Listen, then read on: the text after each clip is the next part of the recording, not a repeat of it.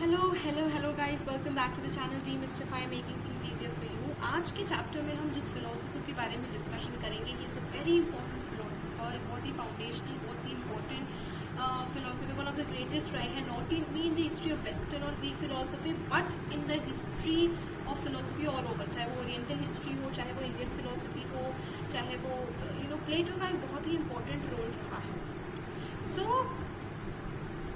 प्लेटो के बारे में अगर हम बात करें, प्लेटो सबसे पहला फिलोसोफर था जिसने एक सिस्टम ऑफ फिलोसफी को करा था, फॉर्मुलेट किया था। इसके पहले के जितने फिलोसोफर्स थे, प्लेटो के पहले के जितने फिलोसोफर्स थे, सोक्रेटिस थे, भी उन्होंने थ्योरीज दी थी, हिंट्स दी थी, अपने अपने कॉन्सेप्ट्स दिए थे, कुछ फिलोसफिकल आइडियाज दिए थे जो एक दूसरे से अलग थे, आइसोलेटेड थे। लेकिन प्लेटो एक ऐसा फिलोसोफर था जिसने सभी के फिलोसफीज को, अपने सारे प्रेडेसेसर्स की फिलोसफी को कंबाइन करके सब में से बेस्ट लिया, चाहे वो हेराक्लाइटस की हो, पार्मेनाइड्स की हो, एलियाटिक्स की हो, एटमिस्ट की हो, आयोनिक्स की हो, सोक्रेटिक्स की हो, सोक्रेटिस की हो, सभी की टीचिंग को लेकर एक साथ कंबाइन किया। तो प्लेटो सबसे पहला पर्सन था in the history of world to produce all embracing system of philosophy, जिसमें सारे departments of thought and reality हमें देखने को मिलते हैं। सो प्लेटो कितना इंपॉर्टेंट है ये आप समझ गए हैं। देखिए, अब ऐसा नहीं है कि अच्छा सारे प्रेडेसेसर्स के थॉट को लेकर कंबाइन कर लिया, वो भी अपने आप में बहुत बड़ी बात है कि आप एक कंबाइंड, एक कोहेसिव सिस्टम ऑफ फिलोसफी को प्रोड्यूस कर रहे हैं, तो वो भी एक बहुत बड़ी बात है। लेकिन ऐसा नहीं है कि बस उसने आप प्रेडेसेसर्स की फिलोसफी को कंबाइन करके और हो गया, but he was in the highest degree the most original thinker. Plato की बात करें, उसने अपनी फिलोसफी, मतलब प्रेडेसेसर्स की फिलोसफी को कंबाइन तो किया, लेकिन वो सिर्फ और सिर्फ एक फाउंडेशनल स्टोन था प्लेटो के लिए। उसके ऊपर प्लेटो ने अपनी नई डेवलपमेंट की है, नई बिल्डिंग की है, अपनी पूरी फिलोसफी को उस फाउंडेशन, अपने प्रेडेसेसर्स के फाउंडेशन के ऊपर बिल्ड किया है। तो ये बहुत इंपॉर्टेंट है कि प्रोग्रेशन हमें प्लेटो की तरफ से देखने को मिलता है, which is a very very important thing.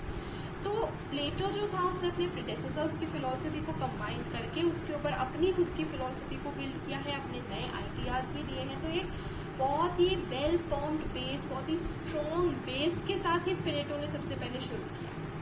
अब हम बात करें अगर life and writings of Plato की, तो देखिए प्लेटो की बर्थ, डेथ वगैरह ये सब तो हम देख सकते हैं।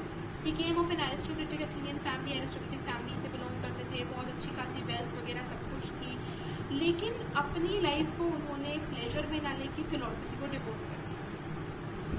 उनका यूथ, प्लेटो का youth was coincided with the most disasters period of Athenian philosophy, Athenian history. एक बहुत बिटर स्ट्रगल के बाद जो पेलोपोनेशियन वॉर हुआ, जिसकी वजह से एथेंस पूरी तरीके से डाउनफॉल पे आ गया, उसकी political power, political system, administrative system पूरी तरीके से केओस में चला गया।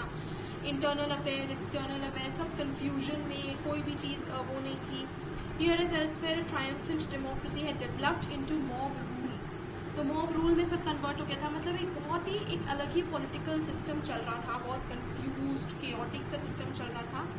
उसी टाइम पर at the close of the Peloponnesian war, the aristocratic party came into power with the 30 tyrants, among whom were some of Plato's own relatives.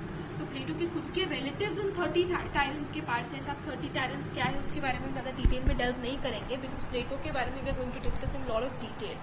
So aristocratic party, so far from improving away, plunged at once into a reign of bloodshed, terror, oppression। मतलब ये बहुत एक chaotic सा, unpredictable सा, एक बहुत ही इस type का सिस्टम उस टाइम पर चल रहा था। तो प्लेटो की लाइफ उस टाइम पर कोइंसाइड हुई। इसका, इन सब का फैक्ट, ऑफकोर्स इन सब का इन्फ्लुएंस बहुत ज़्यादा प्लेटो की लाइफ पर पड़ा। If he ever possessed any desire to adopt a political career, the actual condition of Athenian affairs must have quenched it। कि अगर प्लेटो चाहता भी होता अपनी फैमिली मेम्बर्स की तरह कि वो पॉलिटिकल करियर बनाए करे, लेकिन अथीनिया की कंडीशन ऐसी हो रही थी, चाहे वो पॉलिटिशियंस की हो, चाहे वो किसी की भी हो, कि वो सब डिज़ायर्स वहीं पर ख़त्म हो गए। तो थॉट और बर्थ दोनों में aristocratic, he could not accommodate himself to the rule of the mob as he ever imagine. क्योंकि अब देखिए रूल ऑफ द मॉब वाला क्या चीज़ चल रही थी कि मॉब का रूल मतलब कि जो सिलेक्टेड फ्यू लोगों की बजाय सभी के हाथ में पावर होना चाहिए, everybody would have legislative power. एक तरीके से डेमोक्रेसी से आगे बढ़ के वो डेमोक्रेटिक तो था, बट अब डेमोक्रेसी से वो ऐसी डेमोक्रेसी में कन्वर्ट हो गया था जिसको कंट्रोल करना मुश्किल था, रिस्ट्रेन करना मुश्किल था। People were like going crazy and gaga over it. So and if he ever imagined that the return of aristocracy to power would improve matters, he must have been bitterly disillusioned by the proceedings of the 30 tyrants. तो democracy से, aristocracy से, political scenario से सबसे completely disgusted होके फिर he must have devoted himself to philosophy. We don't know, मतलब this is just one of this. He never once throughout his long life appeared as a speaker in the popular assembly. He regarded the Athenian constitution as past है. तो सब चीज़ों को मतलब वो एक तरीके से गिव अप कर चुका था पॉलिटिकल सिनेरियो को अथीनिया के. उसके यूथ वगैरह के बारे में ज़्यादा नहीं पता. बहुत अच्छी एजुकेशन उसको मिली है, जितनी अच्छी मिल सकती थी उस समय पे उसको मिली है. उसके टीचर जो क्रेटिलस थे वो हेराक्लाइटस के फॉलोअर थे, तो बहुत ज़्यादा हेराक्लाइटस के बारे में भी फिलोसफी के बारे में भी प्लेटो ने सीखा है. He remained, it is improbable that he allowed himself to remain unacquainted with the disputations of sophists, many of whom were his own contemporaries. He probably read book of Anaxagoras, which was easily obtainable in Athens at the time. तो हमें दिख रहा है कि प्लेटो ने कितने अलग अलग सोर्सेज को रेफर किया है. Anaxagoras, सोफिस्ट उसके खुद के कंटेम्प्रेरीज थे, हेराक्लाइटस. लेकिन इन सब के ऊपर हमें ज़्यादा इन्फॉर्मेशन नहीं पता है. What we do know is this decisive event in the youth and indeed his life is his association with Socrates. तो ठीक है, मतलब एनाक्सागोरस, हेराक्लाइटस, सोफिस्ट, इनके साथ क्या एसोसिएशन था, उनसे इसने कितना लिया, इन्फ्लुएंस हुआ, क्या सीखा, बहुत ज़्यादा नहीं पता. लेकिन सबसे इम्पॉर्टेंट उसका यूथ मतलब उसका लाइफ का decision was with the association of Socrates. इसके बारे में हमें पता है. For the last 8 years of the life of Socrates, Plato was his friend and his faithful disciple. तो प्लेटो में पूरा अकाउंट हम ऑलरेडी पढ़ चुके हैं सोक्रेटिस वाले चैप्टर में कि वो सोक्रेटिस की डेथ को कैसे बताता है. उसके मास्टर सोक्रेटिस की पर्सनैलिटी, उनकी teaching was a very great inspiration. उनकी पूरी प्लेटो की पूरी इंटायर थॉट के लिए वो इंस्पिरेशन था. And the devotion and esteem which he felt for Socrates was far from waning as the years went by. Seem on the contrary to have grown continuously stronger. तो जितना अफेक्शन, जितना respect Socrates के लिए था वो कम नहीं हुआ. सोक्रेटिस की डेथ के बाद वो और ज़्यादा बढ़ता रहा. इस वजह से हमें सोक्रेटिस के बहुत एडमायरिंग से कई बार हम डाउट करते हैं कि प्लेटो बहुत फैंसीफुली सोक्रेटिस के बारे में पता था. तो कितनी सोक्रेटिस के बारे में जितनी प्लेटो ने चीज़ें बताई वो सच है, झूठ है, हम वी डोंट नो, क्योंकि बहुत बढ़ा चढ़ा के प्लेटो ने सोक्रेटिस के बारे में बात करी है. सोक्रेटिस की डेथ के बाद एक सेकेंड पीरियड होता है प्लेटो की लाइफ में ओपन, जहाँ पे वो ट्रैवलिंग को टेकअप करता है. वो ट्रैवल करना शुरू करता है. ही माइग्रेटेड फर्स्ट टू मेगरा, जहाँ पे वो मेगरिक स्कूल फाउंड हुआ था, यूक्लिड ने किया था. तो मेगरिक फिलोसफी जो थी वो सोक्रेटिस और एलियाटिस की कॉम्बिनेशन था, जो हम ऑलरेडी सेमी सोक्रेटिक वाले चैप्टर में प्रीवियस वीडियो में पढ़ चुके हैं. And it was no doubt here at Megara, जहाँ पे यूक्लिड की इन्फ्लुएंस में प्लेटो पार्मेनाइड्स की ओर क्लोज आया, मतलब पार्मेनाइड्स की फिलोसफी की ओर क्लोज आया, क्योंकि यूक्लिड ने पार्मेनाइड्स की बीइंग एंड सोक्रेटिस की फिलोसफी दोनों को कंबाइन किया था, वर्चू एंड बीइंग को कंबाइन किया था. तो अब हम देख सकते हैं कि कैसे एक एक स्टेप बाय स्टेप प्लेटो अपनी लाइफ में अलग अलग फिलोसफर्स के साथ अक्वेंट हो रहा है. पार्मेनाइड्स हो गया, हेराक्लाइटस हो गया, सोक्रेटिस के साथ तो उसका एसोसिएशन, पर्सनल एसोसिएशन था ही. मेगरा से वो सीरीन ट्रैवल करा उसने, वहाँ पे यहाँ पे वो पाइथागोरियंस के कांटेक्ट में आया, तो पाइथागोरियंस की फ़िलोसफी ने बहुत ज़्यादा इन्फ्लुएंस किया उनकी, बहुत पाइथागोरियंस की एलिमेंट्स को उसने टेकअप किया. सिसिली में वो डायोनिसियस द एल्डर की कोर्ट में उसने अटेंड किया. But here his conduct seems to have given grave offense. Dionysius was so angered by his moralizing and philosophizing diatribes that he put Plato up to auction into the slave market. तो बहुत हमें देखने को मिलता है कि प्लेटो को auction पे कर दिया, प्लेटो वहाँ से एस्केप कर दिया, वो वापस एथेंस आ गया. 10 साल के बाद घूम फिर के साइरेनाइक फिलोसफी, जो कि एनिसरीज जो कि साइरेनाइक फिलोसोफर था, हेगेसियस और साइरेनाइक हम बात कर चुके हैं. एनीसेरीज और हेगेसियस की बात कर चुके हैं. तो साइरेनाइक स्कूल हो, साइनिक स्कूल हो, क्योंकि वो साइरीन में भी था, मतलब बहुत ज़्यादा ही travel there as well. Pythagoreans हो, हेराक्लाइटस हो, पार्मेनाइड्स हो, all of these different philosophers Plato well acquaint हो चुका था उनसे. प्लेटो जब 10-12 साल बाद घूम फिर के वॉन्डर करके सब नई फिलोसफर्स के बारे में जाके एथेंस रिटर्न किया, तो अपनी लास्ट पीरियड ऑफ लाइफ में था, थर्ड पीरियड ऑफ लाइफ में था. मतलब पहले पीरियड के बारे में हमें ज़्यादा नहीं पता, सेकेंड पीरियड में उसने एक्सटेंसिवली ट्रैवल किया, और थर्ड पीरियड अब उसकी लास्ट पीरियड में वो वापस से एथेंस में आया. तो थर्ड पीरियड में ज़्यादा वो नहीं करी, कुछ छोटी मोटी जर्नीज उसने करी. अब फर्स्ट टाइम अपने लास्ट पीरियड ऑफ लाइफ में वो एक टीचर, एक फिलोसफी की तरह अपीयर हुआ. तो अपने उसके लिए उसने एक जिम्नाशियन को यूज़ किया, जहाँ पर which was called the academy. यहाँ पर उसने अपनी टीचिंग्स, अपना सेटअप किया.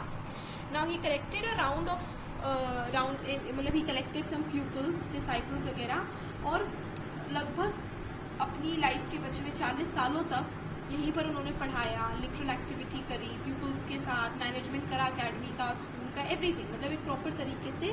फिर अपने बचे हुए सालों में उन्होंने अपने प्यूपल्स को पढ़ाया कराया, अपने एकेडमी को डेवलप किया।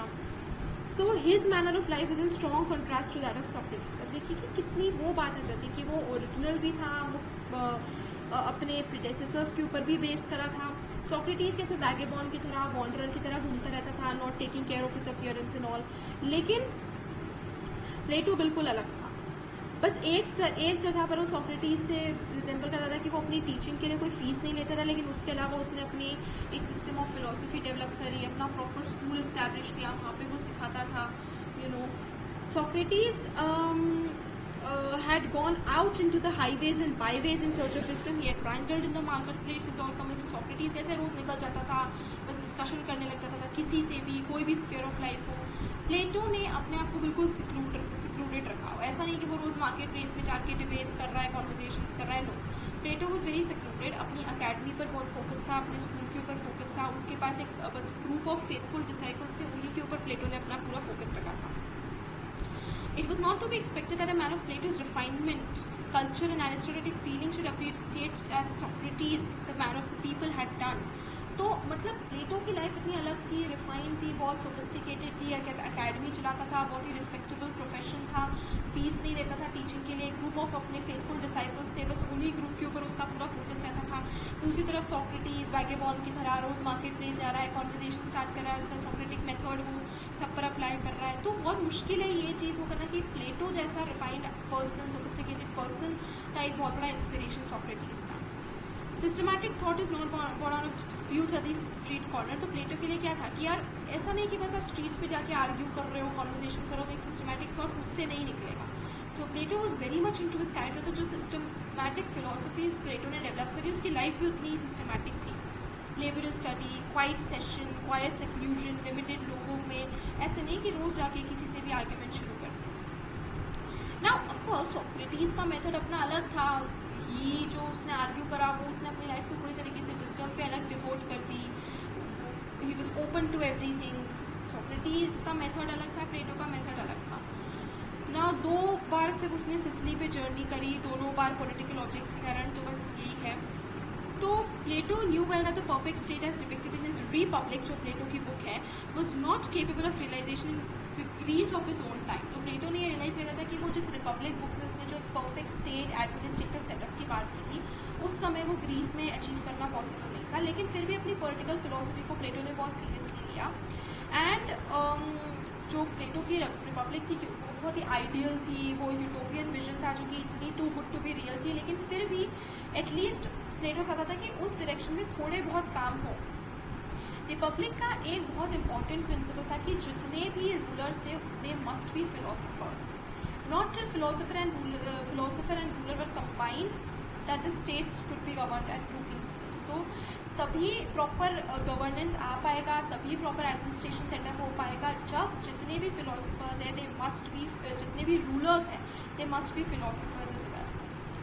सो जैसे Dionysius dispatched an invitation to Plato to attend his court and give him the benefit of his advice. Here was an opportunity to experiment.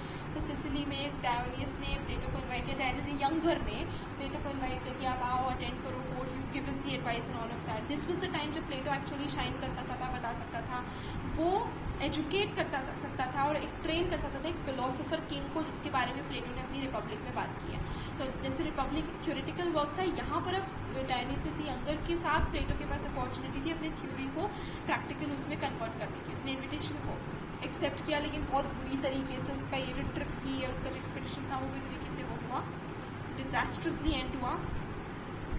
तो डायोनिसियस ने तो बहुत उसको एंथुजियास्टिकली वेलकम किया और सब कुछ, और जो जो प्लेटो सिखाता था उसके बहुत इंटरेस्ट में करा। लेकिन डायोनिसियस बहुत ही यंग था, बहुत हॉट हेडेड था, कोई बहुत जेन्युइन फिलोसफिकल बेंट नहीं था। मतलब उसका कोई ऐसा नहीं था कि अच्छा जेन्युइनली वो फिलोसफी सीख के पढ़ के एक अच्छा रूलर बनना चाहता। वो हॉट हेडेड था, यंग ब्लड था, तो he wanted everything to be very quick. तो बहुत ही ज़्यादा मतलब his first interest gave place to weariness and irritation. Plato left Syracuse a disappointed man and returned to Athens. Nevertheless, after the lapse of a few years, Dionysius again invited him to Syracuse, and again he accepted the invitation. But the second journey ended in disaster like the first, and Plato was even in danger of his life, but was rescued by the intervention of the Pythagoreans. So दूसरी बार भी डायनासियस ने वापस से उनको invite किया, फिर से वही सब हुआ, और प्लेटो को वहाँ से इस बार तो इतना डिजास्टर हो कि अपनी जान बचाकर प्लेटो को भागना पड़ा। पाइथागोरस की वजह से प्लेटो की जान बची।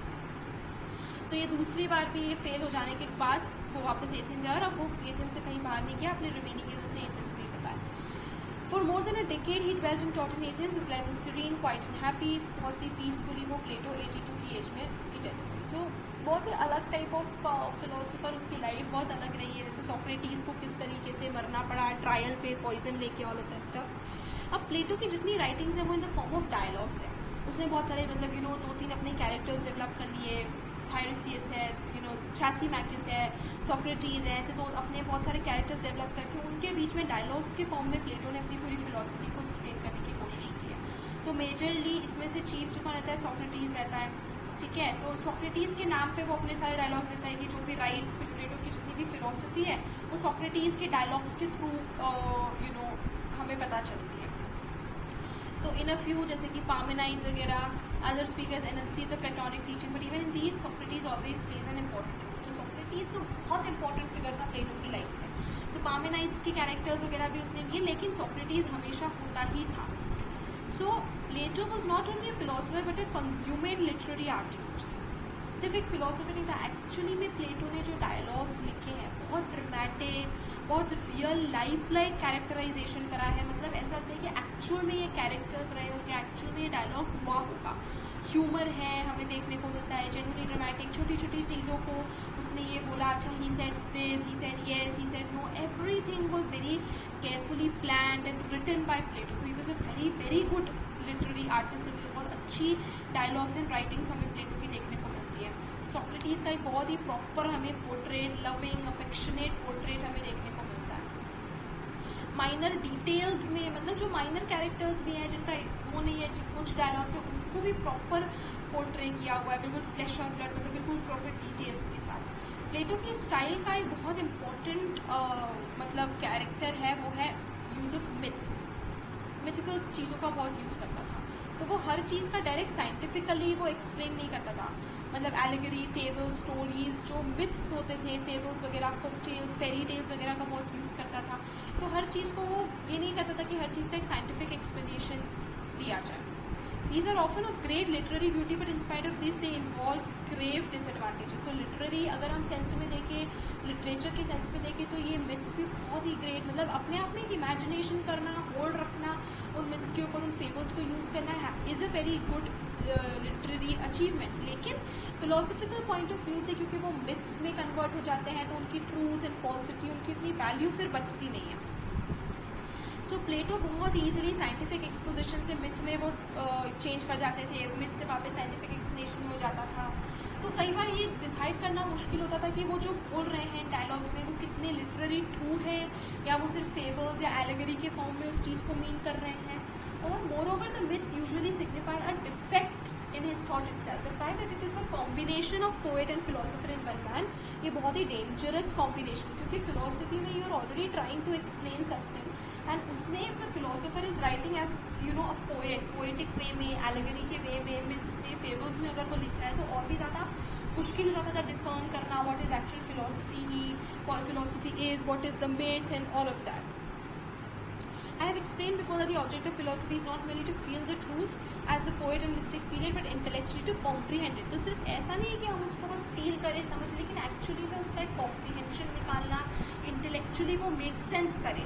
When a man who is at once a poet and a philosopher cannot rationally explain a thing, it is a terrible temptation to him to substitute poetic metaphors for the explanation which is lacking. तो जैसे प्लेटो की बहुत mistakes हमें कहाँ देखने को मिलती है कि उसकी फिलॉसफी बहुत अच्छी होगी, लेकिन उस फिलॉसफी को उसने इतने पोएटिक तरीके से एक्सप्लेन करने की कोशिश की है कि उसका मेक सेंस करना बहुत मुश्किल है कि वो एक्चुअली में क्या दिखा रहा है। हमने देखा कि जैसे उपनिषद के जो राइटर थे वो भी इसी तरीके से, मतलब अल्टीमेट थिंग, एब्सोल्यूट, वो बहुत ही इस तरीके से पोएटिक तरीके से वो बात करते थे, तो वो एक प्रॉपर एक्सप्लेनेशन चीज़ों का नहीं दे पाता है। तो जैसे ब्राह्मण, जिसको वो द अल्टीमेट थिंग बोलते थे, तो वो मतलब वो ब्राह्मण को भी ऐसे मेटाफर्स के थ्रू एक्सप्लेन करते थे, तो वो ब्राह्मण का जो कॉन्सेप्ट है वो इतना स्ट्रेंथन नहीं हो पाया जितना होना चाहिए था, क्योंकि उसको इतने पोएटिक और मेटाफोरिकल तरीके से एक्सप्लेन किया हुआ है। तो दिस शुड बी देयर कि अगर एक एक्सप्लेनेशन दिया जा रहा है तो उसका एक साइंटिफिक, एक रैशनल एक्सप्लेनेशन मिले, ना कि पोएटिक या मेटाफोरिकल एक्सप्लेनेशन, क्योंकि उसका समझना, इंटरप्रेट करना इज़ वेरी डिफिकल्ट है। So, in fact, Plato was the, now this is not merely my view of the functions of philosophy, but it is, this explains nothing, and the aim of the philosopher is not this vaguely to feel, but rationally to understand. तो सिर्फ आपको समझ आ जाए वो philosophy क्या काम है। You are a great philosopher only when जब आप दूसरों को भी उतनी ही clarity के साथ explain कर पा रहे हो what you think is right. Okay.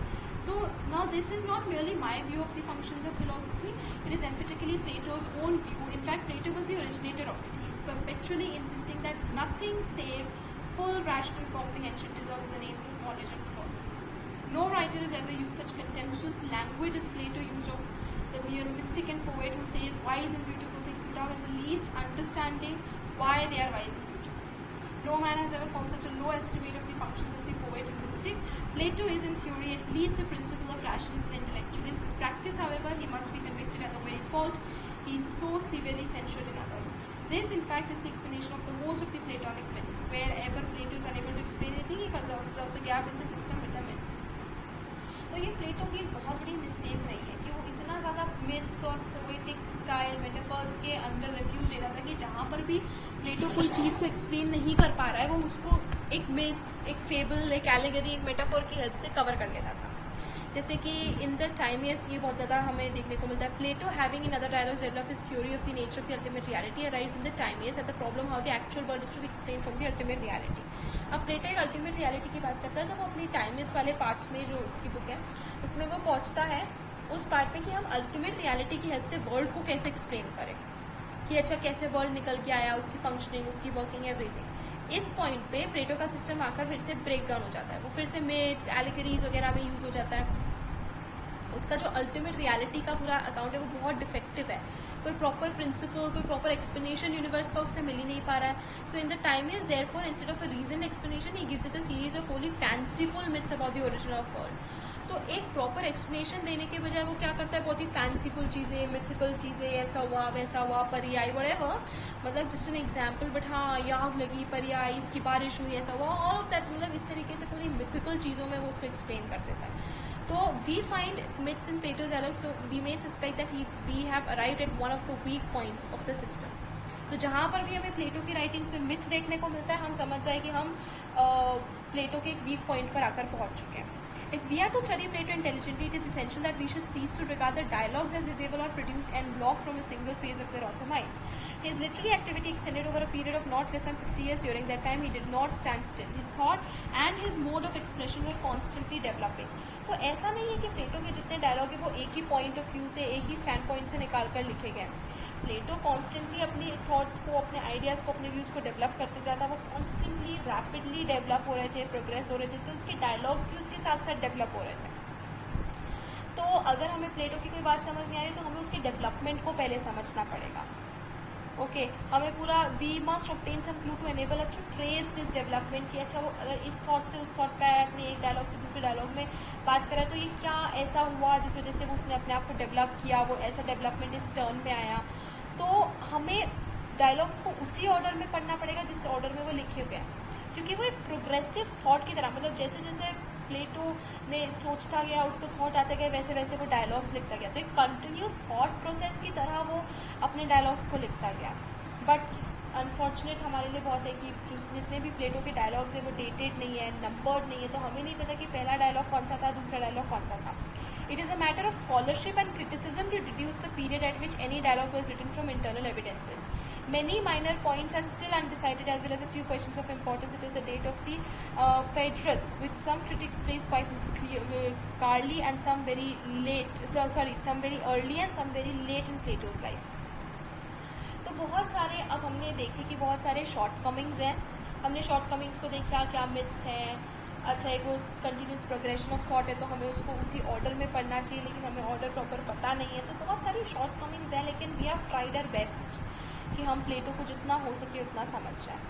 अब हम देखते हैं कि डायलॉग्स का जो नेचर कैसा है। अब जो डायलॉग्स है वो मेनली 3 कैटेगरीज में फॉल करते हैं, जो कि प्लेटो की 3 पीरियड्स ऑफ लाइफ से हम रिलेट कर सकते हैं। तो जब सबसे अर्ली ग्रुप के सबसे पहले लिखे जाने वाले डायलॉग जो है वो उस टाइम के हैं जब सोक्रेटिस की डेथ हुई थी। तो प्लेटो मेगारा गया उसके पहले। तो बेसिकली 3 पीरियड्स क्या है। पहला, प्लेटो जब तक एथेंस में था उसके ट्रैवल के पहले सोक्रेटिस के साथ था 8 ईयर्स तक, सोक्रेटिस की डेथ हो गई। दूसरा पीरियड जब वो अपने ट्रैवल के लिए निकल जाता है, वो मेगारा जाता है, वो साइरक्यूज जाता है, अलग अलग सिसिली जाता है, अलग अलग जगहों पे जाके विजिट करता है, दूसरा पीरियड वो। एंड थर्ड पीरियड जब वो वापस एथेंस में रिटर्न कर जाता है।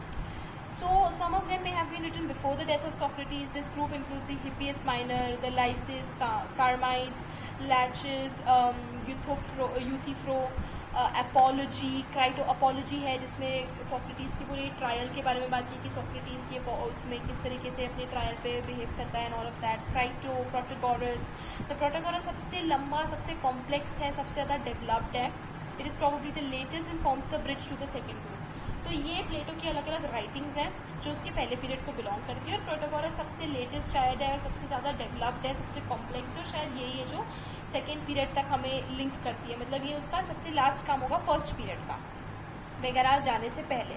All these early dialogues are short and simple, बहुत ही छोटे हैं, पूरी तरीके से सोक्रेटिस के इन्फ्लुएंस से बड़े हुए हैं। प्लेटो ने अपनी खुद की अभी तक फिलोसफी डेवलप नहीं की थी, लेकिन जो कुछ सोक्रेटिस ने कहा था, सोक्रेटिस बोला था, वही सब कुछ प्लेटो के लिए था। He propounds the philosophy of Socrates almost unaltered. तो हमें इसी वजह से ये जो फर्स्ट पीरियड में जितने भी प्लेटो ने प्रोड्यूस किया है वो बहुत इंपॉर्टेंट हमें प्लेटो के बारे में जानने के लिए भी और सोक्रेटिस की फिलोसफी जानने के लिए भी, क्योंकि इस फर्स्ट पीरियड में प्लेटो ने जो कुछ प्रोड्यूस किया वो उसने सोक्रेटिस का एज इट इज़ लिखा है।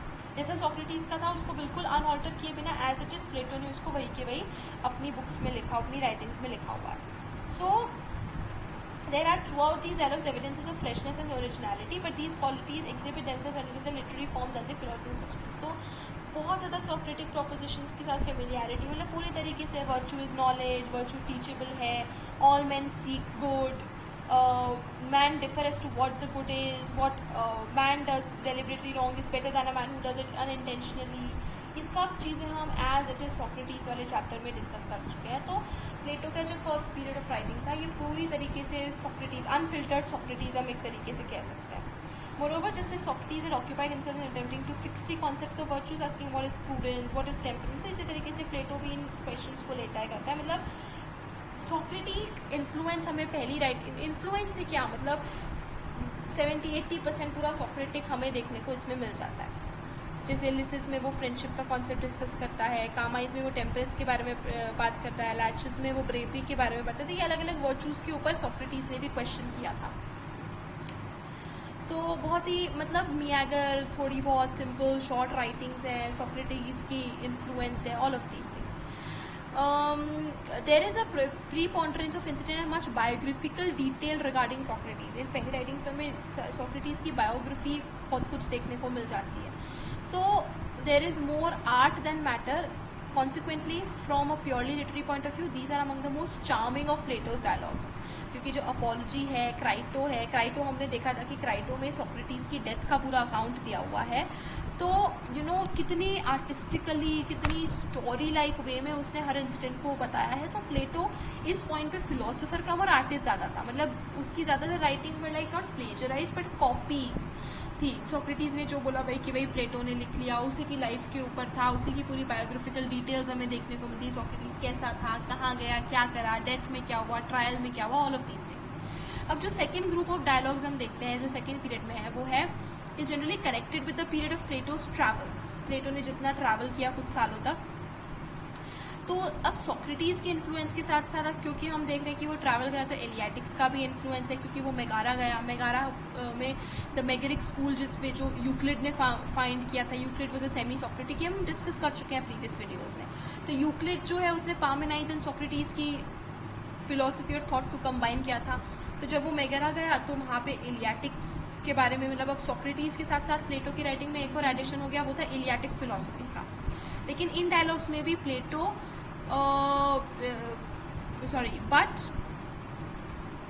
It is in these dialogues too that Plato for the first time develops his own special philosophical thesis. This is in fact his great constructive period. अब ये जो second period है वो था प्लेटो का constructive period, जिसमें उसने अपनी philosophy, अपनी thesis बहुत ज़्यादा दी है, और उसकी सबसे central philosophy प्लेटो की थी the theory of ideas. Very important. जैसे सोक्रेटिस के लिए theory of concepts, इसके लिए theory of ideas. तो जितने भी इसके बाद से कंस्ट्रक्शन प्लेटो ने किया है उसके थर्ड पीरियड में, सेकंड पीरियड में लिखा है, वो थ्योरी ऑफ आइडियाज़ के ऊपर बहुत कुछ इन्फ्लुएंस्ड है, dominated by theory of ideas है.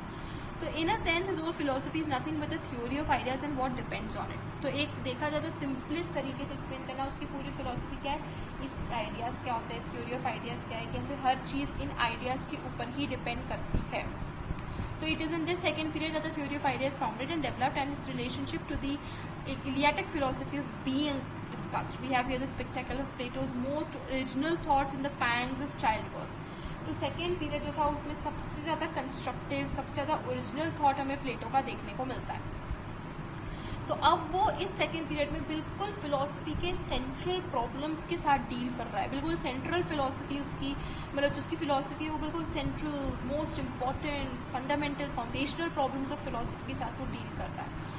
He is struggling to find expression for ideas newly found in his mind. तो उसको लग रहा है कि जो नए नए आइडियाज़ प्लेटो को इतने आ रहे हैं वो इलियाटिक्स के साथ मोर फेमिलियर हो रहा है. तो एक डिफ़िकल्टी दिख रही है कि उसको वो किस तरीके से एक्सप्रेस करे. Consequently, the literary graces of the first period recede into the background. There is little incident, no humor, nothing but close reasoning, hard and laborious discussion. तो सेकेंड पीरियड बहुत ज़्यादा आर्टिस्टिक नहीं है, लेकिन बहुत लेबोरियस है, बहुत काम किया हुआ है, उस पर रीजनिंग बहुत देखने को मिलता है. The twin dialogues, Gorgias and Theaetetus, are probably the earliest of this group. They result in nothing very definite and are chiefly negative in character. तो हमने जो देखा, जैसे लिसिस एक उसका वो था, कार्माइड्स उसका एक डायलॉग था, अपोलॉजी, क्राइडो, ये सब उसके अलग अलग डायलॉग्स है. गॉर्जियस उसका एक डायलॉग है. Gorgias is by the way a philosopher, the name of a philosopher, a sophist. Theaetetus उसका एक डायलॉग है. तो चीफली नेगेटिव कैरेक्टर में वो अपने बेसिकली इन कैरेक्टर, ये जो अर्ली वाले इसकी जो डायलॉग्स है उसमें वो अपना ग्राउंड क्लियर कराए. अच्छा ये नहीं है, ये नहीं है, ये गलत है, वो गलत है. तो जैसे गॉर्जियस जो है वो सोफिस्टिक आइडेंटिफिकेशन को रिफ्यूट करता है, सोफिस्टिक आइडियोलॉजी के साथ वो डिनाई करता है, वो उसने बताया है. The Theaetetus similarly shows the truth is not as the sophist thought merely the subjective impression. मतलब इस बेसिकली इन दो डायलॉग्स में उसका डिनायल पीरियड चल रहा है, जहाँ पर वो जो चीज़ नहीं है या जिसमें वो बिलीव नहीं करता है वो उन चीज़ों को डिनाई कर रहा है ताकि ग्राउंड क्लियर कराए, so that he can actually show and actually explain what he believes in. So तो सोफिस्ट के आइडियाज़ को तो गॉर्जियस और थिएटेटस में उसने डिनाई कर दिया है. The other dialogues of the group are the Sophist, Statesman, Parmenides. Sophist discussing being and not being and the relationship to the theory of idea. Parmenides में वो एब्सोल्यूट रियलिटी के बारे में बात करता है. तो ये सब हमें उसके अलग अलग डायलॉग्स में अलग अलग टॉपिक्स देखने को मिल रहे हैं. तो हम देख रहे हैं कि कैसे एक प्रोग्रेशन प्लेटो का हो रहा है. उसके पहले पीरियड के डायलॉग्स, अब उसके सेकेंड पीरियड के डायलॉग्स. अब हम बात करेंगे उसके थर्ड ग्रुप ऑफ डायलॉग्स की, जो प्लेटो का सबसे मेच्योर पीरियड का वर्क है. अब कम्प्लीटली प्लेटो ने अपने थॉट्स, अपने व्यूज़, ओपिनियंस के ऊपर अपना टोटल मास्टरी उसने कर ली है. He is completely in control of all his thoughts and directions. अब बहुत ईजीली वो अपनी बात को समझा पा रहा है. तो अब जाकर हमें प्योरिटी, ल्यूसिडिटी, ह्यूमर देखने को मिले, क्योंकि अब वो अपने थॉट को कॉन्क्रीट और स्ट्रॉन्ग कर चुका है, स्ट्रेंथन कर चुका है. पहले उसमें वो लिटरेरी ग्रेस देखने को मिलता है, सेकंड में डेप्थ ऑफ थॉट, और थर्ड पीरियड में उसका लिटरल कैरेक्टर. मतलब फर्स्ट पीरियड में हम डिस्कस कर चुके हैं कि वो फिलोसोफर कम आर्टिस्ट ज़्यादा था. सेकंड पीरियड में हम देख चुके हैं उसका कंस्ट्रक्टिव थॉट था, depth of thought, originality. Third period में दोनों का कॉम्बिनेशन मिलता है कि उसका लिटरेचर के पॉइंट पे भी उसने बहुत काम किया है, ह्यूमर देखने को मिलता है, क्रूडिटी देखने को मिलती है, एंड उसकी थॉट भी काफ़ी डीप, अंडरस्टैंडिंग, स्ट्रेंथन थॉट अब हमें देखने को मिलता है. तो उसका परफेक्ट सब्सटेंस, परफेक्ट थॉट में उसका हो चुका है, परफेक्ट फॉर्म ले चुका है. So, but a peculiarity of all the dialogues of this period is that they take it for granted that the theory of ideas is already established and familiar to the reader. They proceed to apply it to all departments of thought. The second period is concerned with the formulation and proof of the theory of ideas. The third period undertakes its systematic application. तो पहले period, second period में उन्होंने theory of ideas को पहले समझा, explain किया. अब third period में वो थ्योरी ऑफ आइडियाज़ को अप्लाई कर रहे हैं प्रैक्टिकली. जैसे जो सिंपोजियम है विच इज़ अनदर डायलॉग, जिसके ऊपर मेटाफिजिक्स ऑफ लव के बारे में बात की है, वो मैंस की feeling for beauty with the intellectual knowledge of ideas. तो ये सब हम देख रहे हैं कि अब उसने जो सेकेंड पीरियड में अपने थ्योरी ऑफ आइडिया को पहले डेवलप किया, एक्सप्लेन किया, उसका बेस फॉर्म किया। अब थर्ड पीरियड के डायलॉग्स में वो अपनी थ्योरी ऑफ आइडियाज़ को लाइफ की प्रैक्टिकल चीज़ें, प्रैक्टिकल टेंडेंसीज के साथ कनेक्ट कर रहा है, लव के साथ कनेक्ट कर रहा है, एवरीथिंग एथिक्स के साथ कनेक्ट, हम देख रहे हैं कि फिलिबस में वो एथिक्स के साथ कनेक्ट कर रहा है, रिपब्लिक में वो पॉलिटिक्स के साथ कनेक्ट कर रहा है, टाइमेयस में वो फिजिक्स के साथ कनेक्ट कर रहा है। तो कैसे हर फाइजो में वो इमोरलिटी और आइडियाज़ को कनेक्ट कर रहा है। तो किस तरीके से अलग अलग डायलॉग में वो अलग अलग प्रैक्टिकल कॉन्सेप्ट्स ऑफ लाइफ को थ्योरी ऑफ आइडियाज़ के साथ कनेक्ट कर रहा है। Beauty, grace, lucidity of the style and the fact that it assumes throughout that the theory of ideas is a thing established lead us to the belief that it belongs to the period of Plato's maturity. तो ये जो third period है इसमें lucidity, humour, पूरा proper developed thought, एक proper character of पूरी writings, ये सब बताता है कि प्लेटो की मेच्योरिटी क्या मेच्योर पीरियड है, ये मेच्योर वर्क है उसका। Zeller's theory that it was written at the beginning of the second period and is then offered up to the reader as a sort of sweetmeat to induce him to enter upon the laborious task of reading the Sophist statesman and okay. Second अगर great constructive period है तो third उसका systematic और synthetic period है। Second period में उसका बहुत नए थॉट्स आए, ओरिजिनल आइडियाज़ आए, कंस्ट्रक्टिव था, नई नई चीज़ें वो लेकर आए सेकेंड पीरियड में। थर्ड पीरियड में उन नई चीज़ों को, न्यू कंस्ट्रक्टेड आइडियाज़ को उसने सिस्टमैटिक तरीके से एक्सप्लेन किया है। तो एक सेंट्रल प्रिंसिपल उसका क्या था प्लेटो का, थ्योरी ऑफ आइडियाज़। तो उसके थर्ड पीरियड में भी सभी चीज़ें थ्योरी ऑफ आइडियाज़ से ही फ्लो कर रही है, हर चीज़ जो है वो थ्योरी ऑफ आइडियाज़ से कनेक्टेड है। The plan for expounding Plato, which first suggests itself, is to go through the dialogues one by one and extract the doctrine of each successively. But this suggestion has to be given up as soon as it is mentioned, for although the philosophy of Plato is in itself a systematic and coherent body of thought, he did not express it in a systematic way. तो अब हम जब उसको समझें, break down करें, तो हम उसको सिस्टमैटिक फिलोसफी की तरह ब्रेक डाउन कर सकते हैं, लेकिन उसका तरीका बिल्कुल सिस्टमैटिक नहीं था। अपने आइडियाज़ को चारों तरफ फैला के उसने लिखा हुआ है, ऐसा प्रॉपर डायरेक्शन नहीं है, प्रॉपर प्रोग्रेशन देखने को नहीं मिलता, इसलिए बहुत मुश्किल है हमें। रैंडम किसी भी ऑर्डर में वो चीज़ों को थ्रो कर देता है, जो लॉजिकली पहले आना चाहिए वो उसको लास्ट में लिख रहा है, जो लास्ट में आना चाहिए उसको पहले ही उसने बता दिया है, ठीक है। It may be found at the end of a dialogue in the next step in reasoning में make its appearance at the beginning और even in totally different dialogue. तो बहुत ऐसे मतलब कोई आधी चीज़ एक डायलॉग में, उसकी आधी कम्प्लीटली दूसरे डायलॉग में लिखती है, एंड को बिगनिंग, बिगनिंग को एंड में। तो बहुत प्रॉपर वो नहीं है, मतलब उसका एक सिस्टम तो फॉर्म्ड है लेकिन सिस्टमैटिक नहीं है वो उसका फॉर्मेशन। तो इसी वजह से हमें प्लेटो के खुद को ऑर्डर को छोड़ के अपने तरीके से उसके थॉट्स को पूरी तरीके से प्लेस करना पड़ेगा। We must begin with what logically comes first, whatever we may, wherever we may find it. तो जो हमारे लिए लॉजिकली पहले आता है हमें पहले उसको प्लेस करना पड़ेगा, भले ही प्लेटो ने उसको किसी भी ऑर्डर में लिखा। A similar difficulty attends the question of the division of Plato's philosophy. He himself has given us no single and certain principle of division, but the principle usually adopted divides his philosophy into dialectic, physics and ethics. तो प्लेटो की खुद की उसने कोई separation, segregation नहीं किया, अपने ideas को डिवाइड नहीं किया, लेकिन हम अगर उसको ब्रॉडली डिवाइड करें तो हम एथिक्स, फिजिक्स और डायलेक्टिक में उसको डिवाइड कर सकते हैं। Dialectic is the theory of ideas in Plato's doctrine of the nature of the absolute reality. तो डायलेक्टिक क्या है? एब्सोल्यूट रियलिटी का नेचर कैसा है। Physics is the theory of phenomenal existence in space.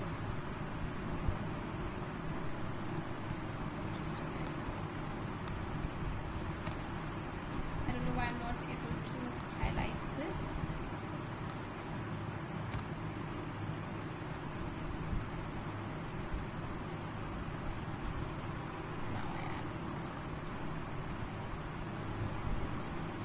Physics में वो phenomenal existence, space, time, soul, migrations वगैरह इन सब चीज़ों के बारे में बात कर रहे हैं। मतलब जो उसके जितने भी, मतलब हमने इसको डिवाइड किया है, प्लेटो ने खुद ने फिजिक्स, डायलेक्टिक, एथिक्स में उसको डिवाइड नहीं किया। वो उन सब चीज़ों के बारे में बात करते हैं, हमने उसको ग्रुपिंग कर दी कि अच्छा जितनी भी वो माइग्रेशन, सोल, स्पेस, टाइम वगैरह के बारे में बात कर रहा है वो हम उसकी प्लेटो की फिजिक्स में डाल देते हैं। जिसमें वो nature of absolute reality, theory of ideas की बात कर रहा है हम उसको डायलेक्टिक में डाल देते हैं। जिसमें वो politics, duty of man as a citizen वगैरह की बात कर रहे हैं हम उसको एथिक्स वाले उसमें डाल देते हैं।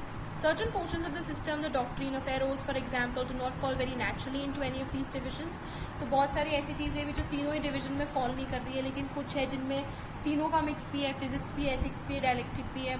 तो एग्जाम्पल आप देख सकते हैं जैसे कि रिपब्लिक, गॉर्जियस अब एथिकल है, फिलिबस गॉर्जियस रिपब्लिक एथिकल है, तो पार्मेनाइड सोफिस्ट, थेटेटस डायलेक्टिक है, टाइमस फाइड्रस फिजिकल है। तो ये डिवीजन बहुत क्लियर नहीं है, हमने अपनी कन्वीनियंस के लिए इनको बना दिया। अब अगर हम बात करें the theory of knowledge, the theory of idea is itself based upon the theory of knowledge. अब ये नॉलेज क्या है, ट्रूथ क्या है, सबसे पहले वो बताता है कि नॉलेज और ट्रूथ क्या नहीं है। तो सबसे पहले वो फॉल्स थ्योरी को रिफ्यूट कर रहा है, जो गलत है उन थ्योरीज को हटा रहा है, ताकि जो एक्चुअल में है या जिसमें प्लेटो बिलीव रखता है वो उसको एक्सप्लेन अच्छी तरीके से कर सके। तो पहले वो ग्राउंड को क्लियर कर रहा है by removing all the negatives, by removing all the unwanted things, unwanted चीज़ों को या जो एक्चुअल में प्लेटो के लिए ट्रू नहीं उनको हटा के जो है उस पर फोकस प्लेटो लाना चाहता है। These must be disposed of to clear the ground preparatory to positive exposition. The first such false theory which he attacks is about knowledge is perception. सबसे पहली false theory क्या है, knowledge is perception. अब वो अपने arguments को ऐसे सबसे पहला कि नॉलेज परसेप्शन जो है वो प्रोटोकॉरस और सोफिस्ट की थ्योरी है, और हम देख चुके हैं कि नॉलेज इस परसेप्शन को बोल के हम कहाँ पर लेकर जा रहे हैं, इंडिविजुअलिज्म, सेल्फिशनेस, क्रीड वगैरह के बारे में। But this is at any rate false in its application to a judgment of future events. The frequent mistakes which men make about the future show this. It may appear to me that I shall be Chief Justice next year, but instead of that, I find myself perhaps in prison. In general, what appears to each individual to be truth about the future frequently does not turn out so in the event. तो जो individual को लगता है कि उसका future होने वाला है, एक्चुअल में वैसा होता नहीं है। तो परसेप्शन जो है वो नॉलेज इस परसेप्शन एब्सोल्युटली गलत है। परसेप्शन जो है वो कॉन्ट्रडिक्टरी इंप्रेशंस लेकर आता है, ठीक है, क्योंकि क्या होता है, एक ही ऑब्जेक्ट है, पास में रखा है तो वो बड़ा लगता है, दूर है तो वो छोटा लगता है। तो हम कैसे बोल सकते हैं कि परसेप्शन नॉलेज है? परसेप्शन जो एक ही ऑब्जेक्ट को छोटा भी दिखा रहा है, बड़ा भी दिखा रहा है, पास भी दिखा रहा है, दूर भी दिखा रहा है। तो ऐसे में जब एक परसेप्शन हमें एक ही ऑब्जेक्ट के दो कॉन्ट्रडिक्टरी व्यूज दिखा रहा है, तो हम परसेप्शन के ऊपर कैसे नॉलेज इस परसेप्शन को मान लें? तो अगर in one light it is white, दूसरे में वो मतलब एक कलर की लाइट है तो वो हमें वाइट दिख रही है, दूसरे में ग्रीन दिख रही है, किसी में क्या दिख रहा है, एक एंगल से पेपर रेक्टेंगल दिख रहा है, दूसरे से स्क्वायर दिख रहा है। तो सारे ये जो इम्प्रेशंस हैं ये कैसे ट्रू हो सकते हैं जब ये इम्प्रेशंस ही अपने आप में कॉन्ट्रडिक्टरी है? To know which is true, we must be able to exercise a choice among these varying impressions, to prefer one another, to discriminate, to accept this and reject that. But if knowledge is perception, and we have no right to give one perception preference over another, all perceptions, knowledge, all are true. For all perceptions and knowledge, all are true. तो यही perception फिर contradictory हो जाता है कि अगर हम कैसे डिस्टिंग्विश करें कि एक परसेप्शन जो देख रहे हैं वो सही और दूसरा गलत है। एक केस में वो ऑब्जेक्ट हमारे पास है तो वो हमें बड़ा लग रहा है, दूसरे केस में वही ऑब्जेक्ट जब दूर है तो वो छोटा लग रहा है। हम कौन से परसेप्शन को माने? इसका मतलब सारे परसेप्शंस ट्रू है, और अगर सारे परसेप्शंस ट्रू है तो वो तो सब कॉन्ट्रडिक्टरी है, छोटा भी है एक ऑब्जेक्ट, बड़ा भी है, पास भी है, दूर भी है। The doctrine renders all teaching or discussion proof or disproof impossible. Since all perceptions are equally true, the child's perception must be just as true as those of his teachers. तो अब यहाँ पे पहले केस में सबसे पहले Socrates ने क्या एक्सप्लेन किया है? उसने सबसे पहले क्या करा है, वो फॉल्स थ्योरीज को हटा रहा है। सबसे पहले फॉल्स थ्योरी को किसको हटा रहा है कि नॉलेज इज परसेप्शन। पहला वाला हमने देखा कि हमने देख चुके हैं कि अगर नॉलेज और परसेप्शन माने तो उससे क्या होता है, इंडिविजुअलिज्म पे सेल्फिशनेस वगैरह डेवलप होती है। सेकेंड में हम देख चुके हैं कि परसेप्शन जो है वो हमें कॉन्ट्रडिक्टरी व्यूज़ देता है। थर्ड वाले में हम देख रहे हैं कि अगर सारे परसेप्शन ट्रू है, जो हम सेकेंड पॉइंट में ऑलरेडी देख चुके हैं, तो इसका मतलब एक चाइल्ड का परसेप्शन और टीचर का परसेप्शन दोनों सही है। फिर डिफरेंस ही क्या हुआ, एजुकेशन का, नॉलेज का। तो फिर टीचर्स तो उसको कुछ सिखा ही नहीं सकते, उसको कुछ पढ़ा ही नहीं सकते, क्योंकि उसका इंप्रेशन, उसका परसेप्शन और चाइल्ड का perception is the same thing. और फिर इसका मतलब अगर दो लोग एक दूसरे से किसी चीज़ को लेकर डिस्प्यूट कर रहे हैं तो दोनों अपनी जगह से, क्योंकि इंप्रेशंस तो वो एक दूसरे को कॉन्ट्रडिक्ट भी कर सकते हैं, इंप्रेशन तो हर पर्सन के अलग होते हैं। तो किसी भी डिसएग्रीमेंट के केस में, किसी भी डिस्प्यूट के केस में हम किसी एक व्यू पॉइंट को तो देख ही नहीं सकते हैं, मतलब nothing can be proven that, कोई भी चीज़ का कोई हल निकल कर ही आएगा, क्योंकि every view point is correct. Perception तो हर किसी का अलग होता है। अगर परसेप्शन ट्रूथ है and man is the measure of all things, जो प्रोटोकॉरस ने बोला है, but since animals are also perceiving the lowest fruit must be equally with man the measure of all things. तब आप बोले कि आप परसेप्शन को बोल रहे हो is the truth, man is the measure of all things, का मतलब जो एनिमल्स हैं जो हमसे लोअर क्वालिटी में, वो भी मैन के इक्वल हो गए, फिर तो ह्यूमंस के इक्वल हो गए। The theory of Protagoras contradicts itself For Protagoras, it means what appears to be me true is true. If therefore it appears to me true that the doctrine of Protagoras is false, Protagoras himself must admit that it is false. तो ये अलग अलग explanation है, अलग अलग points है जो प्लेटो दे रहा है कि अब फिफ्थ पॉइंट में वो बोलते हैं कि प्रोटागोरस बोला जो मेरे लिए सही है वो सही है, तो मेरे लिए तो प्रोटागोरस जो बोल रहा है वो गलत है, मतलब प्रोटागोरस को एडमिट करना चाहिए कि वो गलत है, तो ये फिर वापस से कॉन्ट्रडिक्शन आ गया.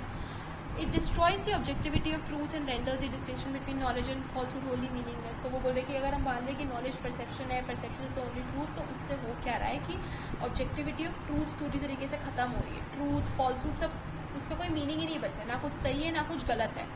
एक ही चीज़ सही भी है, एक ही चीज़ गलत भी है. मेरे लिए सही है, तुम्हारे लिए गलत है, तुम्हारे लिए सही है, मेरे लिए गलत है. तो कोई डिफरेंस ही नहीं बनाता है, यू नो. तो इस वजह से सभी डिफरेंस, सभी ups and downs, truth and falsehood, distinction सब कुछ खत्म हो जाता है. In all perception there are elements which are not contributed by the senses. जैसे कि this piece of paper is white. This we might think is a pure judgment of perception. Nothing is stated except what I perceive to my senses. But on consideration it turns out that this is not correct. First of all I must think this piece of paper. Why do I call it paper? My doing so means that I have classified it. I have mentally compared it with pieces of paper and decided it is a class of with them. My thought then involves comparison and classification.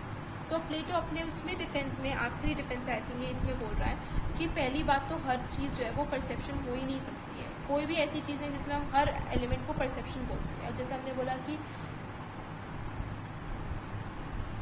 ये कागज़ का टुकड़ा white है, अभी हमें दिखने में पूरा लग रहा है कि ये परसेप्शन के ऊपर ही हमने बेसिस करा है, लेकिन पहली बात हमने बोला कि हमने जब बोल रहे कि ये कागज़ है, हमें कैसे पता वो कागज़ है?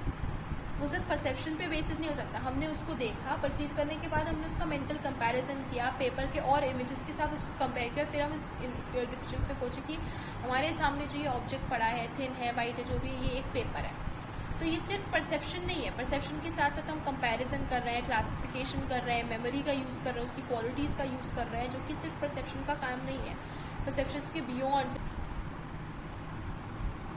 जाकर हम मेमोरी का भी यूज़ कर रहे हैं. तो एक डिफरेंस होना चाहिए कि कैसे वो मतलब बाकी सेंसेशन से ये वाला हमारा, there are difference in sensations is well, कि I can only recognise it as a piece of paper by identifying these sensations which I have now with sensation received from other similar objects in the past.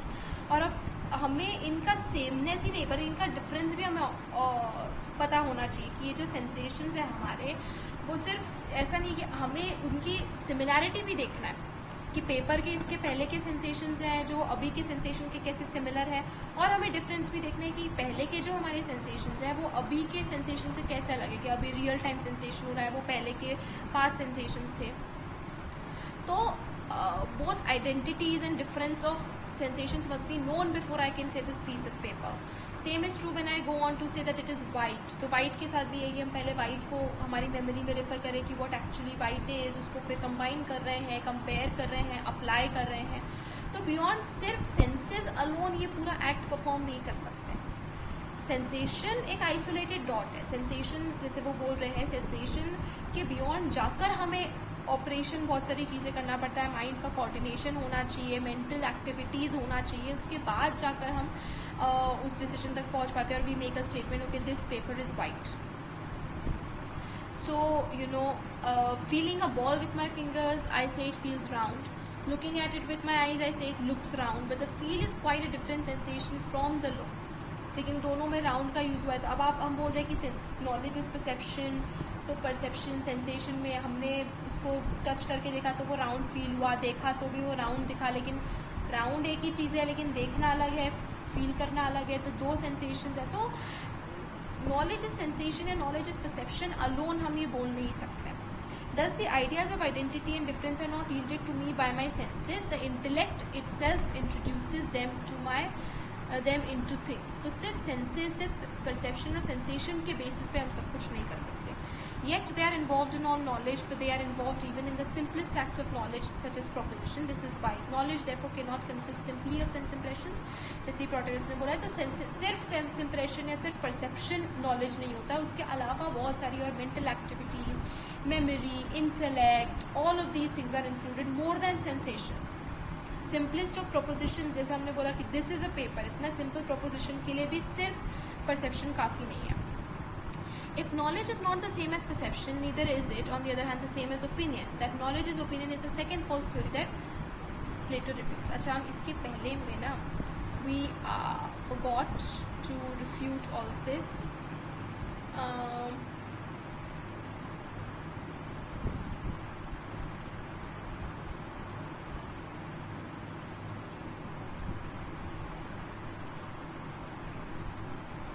ये पहला refutation है. दूसरा है it yields contradictory impressions.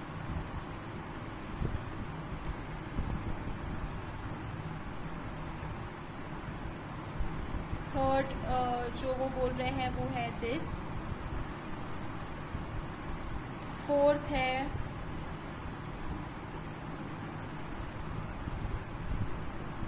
This जो हम highlight कर रहे हैं, this.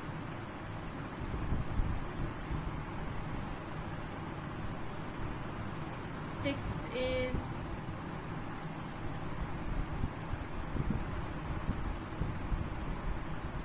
this and seventh is this. तो ये 7 हमने प्रूफ्स देखे जो प्लेटो देता है to say that knowledge is not perception. तो पहले में उन्होंने ये बात बोल दी. अब सेकेंड थ्योरी जिसको रिफ्यूट कर रहा है Plato is knowledge is opinion. Wrong opinion is clearly not knowledge, but even right opinion can not be called knowledge. क्योंकि you know for example without any ground, अब वो कैसे इसको एक्सप्लेन करे कि राइट ओपिनियन भी नॉलेज नहीं. मान लीजिए बिना किसी सोचे समझे बस प्लेटो बोल देता है कि नेक्स्ट संडे तो एक थंडरस्टॉर्म आने वाला है. हो सकता है कि वो एक्चुअली में थंडरस्टॉर्म आ जाता है. ये प्लेटो का ओपिनियन था, ये ओपिनियन गलत सही भी था, लेकिन ये नॉलेज इसलिए नहीं है क्योंकि ये ब्लाइंड गेस था, एक कोइंसिडेंस हो गया. तो इसका मतलब उसके प्लेटो का ओपिनियन राइट था, but that right opinion is not knowledge, क्योंकि वो मियर गेस वर्क के ऊपर बेस्ड था. कोई उसकी एक्चुअल एक्सप्लेनेशन, एक्चुअल अंडरस्टैंडिंग नहीं थी. कई बार हमें इंट्यूटिवली इंस्टिंक्टिवली लगता है कि अच्छा ये चीज़ होने वाली है या ये चीज़ ट्रू है, और वो निकल भी जाती है. तो वो सिर्फ हमारा गेस होता है, इंस्टिंक्ट होता है या इंट्यूशन होता है, वो हमारी नॉलेज नहीं होती है. नॉलेज जो है, नॉलेज के लिए हमें पता होना चाहिए नॉट ओनली कि क्या है, बट वो क्यों है, वो कैसे है, उसके रीजंस हमें पता होना चाहिए. तो नॉलेज जो है वो complete full understanding, rational comprehension होना चाहिए, ना कि सिर्फ इंस्टिंक्टिव बिलीफ होना चाहिए. उसका रीज़न होना चाहिए, प्रॉपर एक्सप्लेनेशन होना चाहिए. तो knowledge can only be produced by reason. और राइट ओपिनियन जो है वो करेक्ट हो सकती है, वो राइट हो सकती है, लेकिन वो रीज़न से नहीं मिल सकती है. यू नो ट्रू नॉलेज को शेक कैन नॉट बी शेकन. किसी भी तरीके से ट्रू नॉलेज वो नहीं. राइट ओपिनियन के साथ हमेशा रिस्क जुड़ा होता है कि वो गलत भी हो सकती है.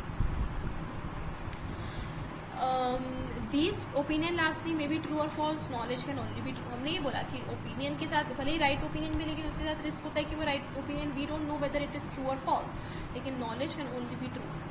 The false theory being refuted, we can now pass to the positive side. अब एक बार जो उसने 2 पॉपुलर फॉल्स थ्योरीज थी प्लेटो ने, उसको रिफ्यूट कर दिया, उसका एक्सप्लेनेशन दे दिया कि वो क्यों उन थ्योरीज को रिफ्यूट कर रहा है. अब बात कर रहे हैं कि व्हाट एक्चुअली नॉलेज इज, या what a Plato believes in. अब नेगेटिव हट के पॉजिटिव के ऊपर फोकस किया जा रहा है. तो अब knowledge, all knowledge is knowledge through concepts. Plato Socratic position को ही अडॉप्ट करता है. This as I explain the lectures of state of observation of ये. तो ऑलरेडी हम सोक्रेटिस में डिस्कस कर चुके हैं कि कैसे knowledge is of concepts, knowledge is knowledge through concept को कैसे नॉलेज इज परसेप्शन को अपने आप में रिफ्यूट कर रहा है. तो एक कॉन्सेप्ट जो है वो फिक्स्ड होता है, परमानेंट होता है, यूनिवर्सल होता है, सब्जेक्टिव नहीं होता है, वो ऑब्जेक्टिव होता है और ऑब्जेक्टिव ट्रूथ ही देता है. तो ये प्लेटो के व्यू ऑफ ओपिनियन के साथ भी अग्री करता है. Knowledge is founded upon reason. Knowledge जो है वो सिर्फ इंस्टिंक्चुअल या इंट्यूटिव नहीं होता है, वो ऑब्जेक्टिव होता है. It is like it is. तो knowledge is knowledge of concept, knowledge through concepts, ये हम यहाँ पर इस्टेब्लिश कर चुके हैं. लेकिन अब प्लेटो but if Plato, in answering the question what is knowledge, follows implicitly the teachings of Socrates, he yet builds upon this teaching a new and wholly unsocratic metaphysics of his own. अब वो knowledge को explain करे, और यहाँ पर what is knowledge के explanation में वो सॉक्रेटिस से हट के अनसॉक्रेटिक मेटाफिजिक्स अपनी खुद की डेवलप करते हैं कि व्हाट एक्चुअली इज नॉलेज, जो सॉक्रेटिस एक्सप्लेन नहीं कर पाया था. Socratic theory of knowledge he now converts into a theory of nature of reality. ये है सब्जेक्ट मैटर ऑफ डायलेक्टिक्स. हम ऑलरेडी देख चुके हैं कि नेचर ऑफ रियलिटी डायलेक्टिक में वो बताता है, एब्सोल्यूट रियलिटी के बारे में बताता है। तो ये थ्योरी ऑफ नॉलेज जो है, knowledge is knowledge through concepts जो है, वो ये अपने एब्सोल्यूट रियलिटी की हेल्प से, जो कि उसकी डायलेक्टिक, जो उसका एक हम डिविजन करते हैं प्लेटो की फिलोसफी का, उसके थ्रू वो एक्सप्लेन करता है। नाउ डायलेक्टिक और the theory of ideas. The concept had been for Socrates merely a rule of thought.